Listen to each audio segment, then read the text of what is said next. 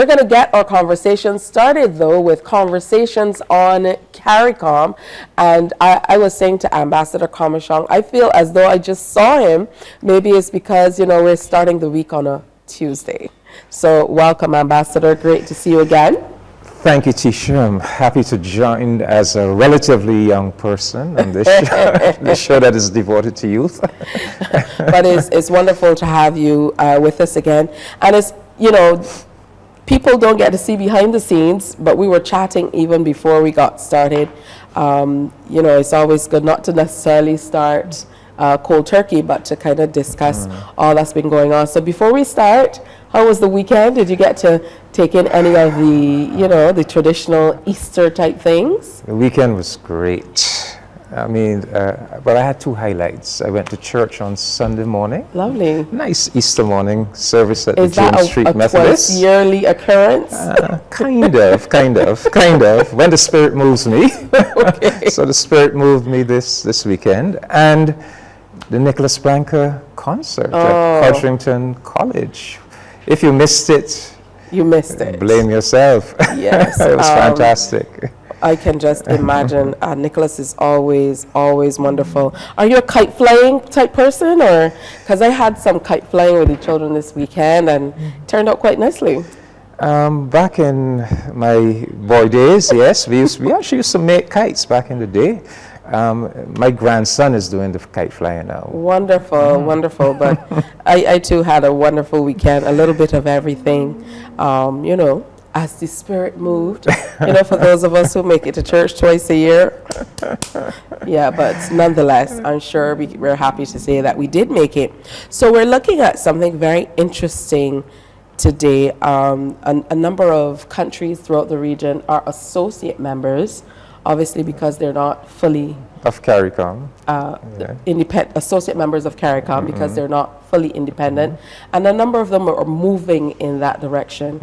But there still are many Caribbean territories and countries that are not fully there as yet, maybe more than we anticipate. Yeah, well, I want us to talk about perhaps one of the best kept secrets of our region, which is that our region of the Caribbean is the single most colonized region in the world.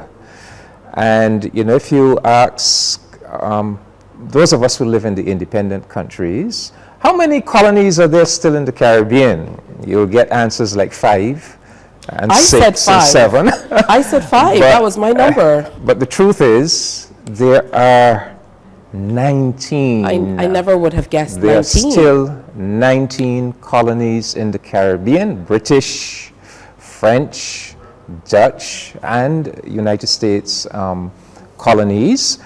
And we are supposed to be into the United Nations 4th international decade for the eradication of colonialism. Which is another well-kept secret, that there's actually a decade devoted to the eradication of colonialism. And so I just want to talk about that a bit today. This is a map of the Caribbean. I don't know if the camera can pick it up. And, we think of the Caribbean as like a chain of islands, but we really need to think of a circle, right? From French Guiana, just east of Suriname, all up the chain of islands, and then around and back down to South America. And if we follow this this sequence coming from French Guiana, I'll hold it for you. Let me hold it for you. We are talking about French Guiana. We come up the chain of islands just north of St. Lucia, Martinique, Guadeloupe, Montserrat. Then just north of St. Kitts, St. Martin, we have the French St. Martin, a small island divided into 2 colonies, and the Dutch St. Martin. Then we have St. Eustatius, Saba, St. Bartholomew. These are French colonies. Anguilla, British Virgin Islands, U.S. Virgin Islands, Puerto Rico. And then just north of Haiti, Turks and Caicos Islands. In the North Atlantic, Bermuda, Cayman Islands, just west of Jamaica, Aruba, and then we come down Yes. We come down just above Venezuela, Aruba, Curacao, and Bonaire. Wow. 19 colonies still exist in the Caribbean. I was thinking about, I guess, the English-speaking ones, the English, the English colonies. But when you list it that way, it certainly hits in with a different tone. When you talk about the Caribbean and Latin America being the most colonized region of the world. But let's just focus on the Caribbean, because Latin America is really decolonized, but it is the Caribbean. And, and we should see this, those of us in the independent countries, we need to be more aware of this. Wow. And we should have as an ambition for our region to totally decolonize our region and to consolidate it, you know, as a fully sovereign and independent region of the world. You know, the British came to this part of the world, they set up colonies in the Caribbean, they set up the 13 colonies in the southern part of North America, and the colonies in the northern part of North America. Those colonies consolidated. They got their independence. The Americans did their revolution, consolidated their United States of America. The Canadians got the independence of their colonies, consolidated them into the Confederation of Canada. But we are still struggling. The question, you know? the question is, though, are many of these countries looking toward independence? Well, that's part of the little dirty secret too, that the colonial powers have essentially put the decolonization movement on pause. I think the last time we had a colony move into independence would have been East Timor. This is close to Indonesia, at the beginning of this century. And so in spite of the fact that the UN has declared now 4 decades to achieve total eradication of colonialism, it has not happened. And this is because the colonial powers have definitely de-emphasized the decolonization movement, and instead they have been seeking to persuade the people who live in these colonies that they're giving them partial self-government arrangements that they should be satisfied with. But a number of the people in these territories are not buying it. So you do have decolonization organizations and movements in virtually all of these countries. But they face, whereas when we became independent, there was that move both in our region, but also internationally towards full decolonization. In recent decades, that has been dampened, and instead, the colonial powers are now seeking to kind of legitimize these semi-colonial status. So the question is, how do these larger countries benefit from keeping these smaller nations as colonies? What are some of the ways that they continue to benefit? Because if you look at it from an historical perspective, certainly a lot of people will make the linkage to slavery and things of that nature, maybe the commodities that were produced in the colonies, tobacco and sugarcane, cotton, etc. But how do they continue to benefit from holding on to, so to speak, these countries? It's a kind of something left over from that old colonial imperialist pride and arrogance that you have bridgeheads of your power and your culture and your influence in different parts of the world. I mean, Britain actually went to war against Argentina in the early around 1980 thereabouts, over the Falkland Islands. Thousands of miles, these little islands in the South Atlantic. Thousands and thousands of miles away from Britain. But it was important for them to maintain these little outposts of empire. France goes to great lengths to keep Martinique and Guadeloupe and French Guyana as pieces of French territory. And it is this idea, it's about prestige, but it is also about having these strategic beachheads of their power and presence and influence. And so, yes, I think we, especially in CARICOM, because CARICOM is actually the strongest regional Caribbean body. And we do have a structure in CARICOM where we have full members of CARICOM, we have associate members, which tend to be non-independent territory. So we do have a structure where if we were more conscious about it and we applied it more systematically, we could be a big part of the solution to this problem to help existing non-independent countries to make that transition towards independence. So an interesting thing is happening. I mean, our 5 associate members are Bermuda, Turks and Caicos, British Virgin Islands, Cayman Islands, and Anguilla, all of them colonies. Bermuda, interestingly enough, has just petitioned to become a full member of CARICOM, even though it is still a colony. But we have this anomaly in CARICOM where Montserrat is a full member, even though Montserrat is still a British colony. And that is because Montserrat was part of the associate states in 1973 when we formed CARICOM. There were only 4 independent countries, Barbados, Trinidad and Tobago, Guyana, and Jamaica. But we formed CARICOM with, as full members, both the independent countries and the then existing colonies, which were supposed to be associated states of Britain. So Montserrat came in. The others that came in as colonies all became independent, except Montserrat. So we have this anomaly where you do have a colony that is a full member of CARICOM. And so the other colonies that are associate members have looked at Montserrat and have said, hey, if Montserrat can be accommodated as a full member, then you should be able to accommodate us as well. So the first one that is making that move to full membership is Bermuda, and we expect that Bermuda will be made a full member at the Heads of Government Conference in July of this year.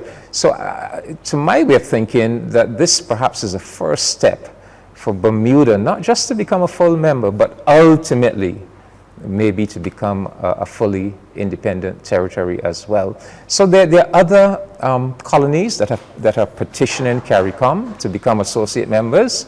Martinique, for example, is on the verge of being brought in as an associate member, and that should happen in July as well.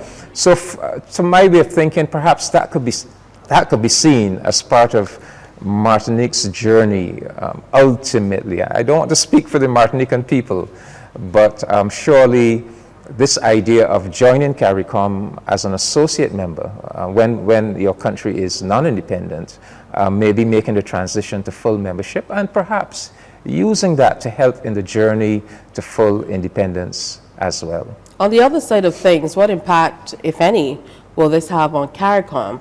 Moving from a place where we have, say, a Montserrat as the exception to where we will have possibly far more territories being a part of CARICOM, and looking at generally what we hope to accomplish, which is Caribbean unity in essence.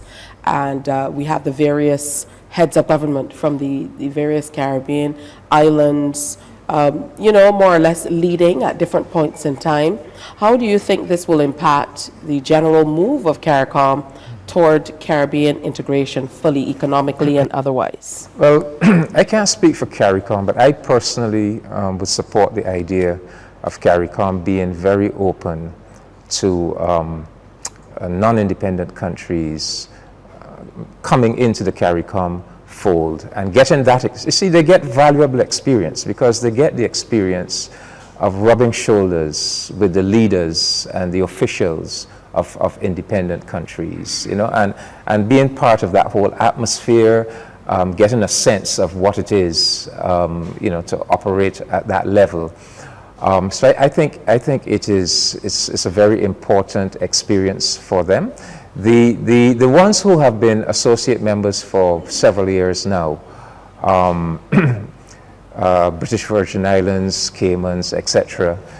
I think that experience has been important for them. And just like Bermuda, several of them have said as well that they think that having gone through associate membership for many years now, they too, like Bermuda, are ready to become full members. So I think our experience with Montserrat has equipped CARICOM to know how to deal with that situation. So Montserrat has functioned well as a full member. Being a colony, it means that they don't participate in our Council for Foreign Relations. So they're not part of those foreign affairs discussions and so forth. But other than that, we integrate Montserrat in virtually everything else. So I think we have the experience now to know how to accommodate, especially those that have had that experience of being an associate member for some time. The greater challenge now will be the other ones, the Dutch territories, the French territories, because and they have many of them have already indicated an interest. Curacao, Aruba, they have petitioned to become associate members. The U.S. Virgin Islands, and as I told you, Martinique is the most advanced. They not only petition, but they are on the verge of actually being admitted as an associate member. So I think these are very positive developments. And I think these developments are in keeping with that United Nations overarching policy that colonialism must be eradicated. Colonialism is an anachronism, it's a throwback to those centuries of colonial domination, imperialism, and in the Caribbean, enslavement and the oppression of our peoples. And that the world community must have an aspiration to totally eradicate colonialism. And we have to, we as CARICOM, we have to play our part in helping to achieve that. All right, well, looking through a larger scope, as we look at the UN, and as you mentioned, 4 decades in, what does it say about the work of the organization that we're still seeing so many colonized nations in the Caribbean? Yes, it's a sad commentary, really. and you have to say it's a combination of, one, the foot dragging of the colonial powers, and principally we are talking the UK. Let's name them: the UK, France, United States of America, and the Netherlands. Those are the major colonizing powers that are still holding on to colonies. The U.S. is a real anomaly. They were the ones who went to war against the British Empire in 1776, their American Revolution against colonialism, got their independence, and then proceeded to carve out colonies in the Caribbean, Puerto Rico, and the U.S. Virgin Islands. So it's a combination of their intransigence. But secondly, the United Nations as an institution has not been serious enough, has really not been firm enough, and has permitted these colonizing powers basically to take them through the motions. So from the first decade was 1990, that achieved very little. Said, let's do a second one, that too achieved very little. And now we're into the fourth one, which is from 2020 to 2030. And all the signs are there once again that very little is being achieved. So we have to play our part. I mean, this, for too long, this has been a little dirty secret. We in the independent Caribbean countries, we don't talk about it. We don't think about it. We are not conscious that there's still so much colonialism in our region. I mean, we have, there are all kinds of visiting lecturers that come to Barbados, lectures about all kinds of things. When is the last time you've heard a lecture about decolonization? About the fact that there's still so much colonialism in our region. So we have to wake up, we have to do more. And that's why I wanted to do this program today. This is, I'm making a call. This absolutely sounds like a throwback to me. And I mean, if we are talking throwback in the truest sense, you know, what was in the sauce? What was the difference for the nations that made that move? We hear a lot of people argue about Britain maybe giving up a few of the territories and not necessarily having to, in American form, fight for independence. But does it come down to leadership? It was to leaders who are interested, or is it more? Well, it was two things. First, we had just come out of the Second World War, and having gone through that war, these colonial powers were weak. The war had weakened them, and it was becoming more and more difficult. They didn't to muster the resources to hold on to far-flung colonies, and then there was struggle. You know, we in the Caribbean, you know, we struggled in the 1930s, the whole set of rebellions, including the Clement Payne-led rebellion here in Barbados. That was like a wake-up call to the colonial empires. But in the 1950s, we were demanding self-government and independence, but the British were holding out, and they were saying, yes, you will eventually get independence down the road.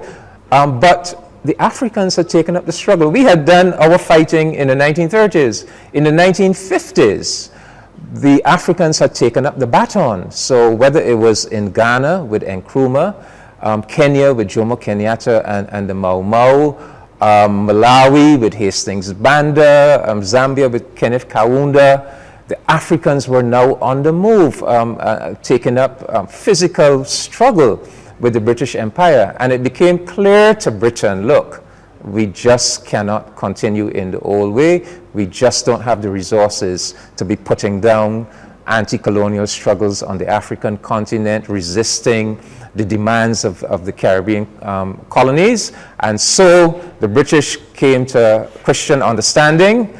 We can't continue like this, and hence that decolonization movement that swept the British Empire. So that was like a moment in history when things just came together to really make it possible to happen. But since then, that moment has kind of waned, and since then they have put on the brakes. And especially after Britain did Brexit, came out of the European Union, what our colleagues in the Caribbean British colonies are saying to us, they're saying that ever since Brexit, the colonies have now become even more important to Britain, and that they are sensing with the British government a greater resolve now since Brexit to hold on to these little pieces of their former empire. So, for example, in the British Virgin Islands, they've had to beat back a threat since 2022 from Britain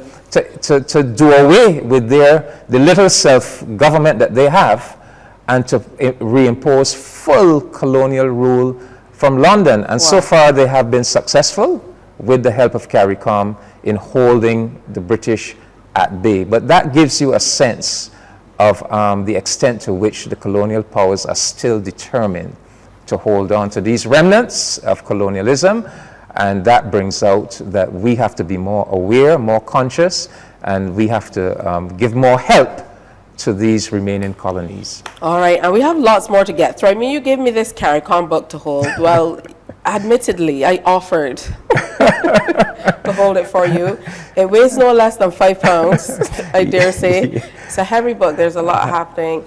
So it's wonderful to have you in to kind of dissect what we're looking at. And you know what I will do? I will get a second one and donate it to you so you could read the full 5 pounds of it. After I work out with it. I mean, this is definitely heavy, literally and figuratively, but it's wonderful to really get into what's happening in our neck of the woods, so to speak.